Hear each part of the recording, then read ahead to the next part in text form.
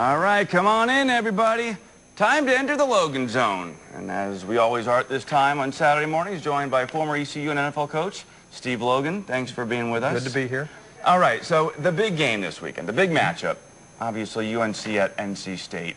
Fair to say that the winner of this game has bragging rights as the second best team in the triangle? Well, that's the way it's shaping up, but in the weeks to come, both of them are going to have to deal with Duke. You know, usually Duke and NC State don't get to play, but they get to play this year. But, you know, this football game, there's not a lot of national spotlight on it because of the records. But believe me, in the behind the scenes, the recruiting wars and the bragging rights, it still means a lot to both universities. And so both teams coming in this week with losing records, disappointing seasons thus far. Right. What do you see as the keys to the game? The keys to this game, in my opinion, it's going to be the Mitchell kid from North Carolina State having come back from an injury, and really he just got knocked around all over the place at Florida State. He needs to get his feet on the ground and play well this weekend.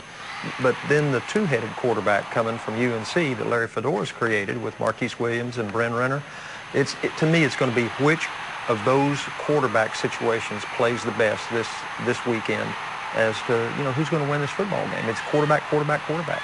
Are you willing to put your name out there and pick a winner here? Absolutely not, and here's why. I coached college football for too many years, and I never knew what I was going to get from my own football team. And I've said this before. People that predict winners, they're just throwing darts because you don't know. And here's always the joker in the deck. It's the turnover margin.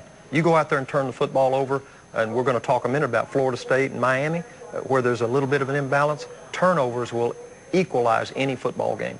All right. Well, we were going to talk ECU, but they're playing FIU, 1-6. Is it worth? Just East Carolina, Florida International right now is so dysfunctional. East Carolina could go down there and there's a situation where you could probably turn the football over 4 or 5 times and still win the football game. Yeah. And so East Carolina is a good, solid team. Just go down there, take care of business, come on back, and get ready for a stretch run that has some meaningful football games. All right. Talk about meaningful. Top 15 game, Miami, FSU today. FSU just, you know, manhandled State last week. What do you see this week here? Well, you know, right now on paper, Florida State is a heavy favorite. Miami's undefeated, but we all know they've won last-second game after last-second game. But I'm just telling you, these kids grew up playing against each other. They've been in camps against each other. This game will be much closer than people think, in my opinion. And once again, if Miami gets a turnover ratio in their favor, watch out. It could be an upset. Game to watch. As always, thanks, Coach, and you can hear him 10 to 12, game day, 99 The Fan. Sloan? Gentlemen, thank you.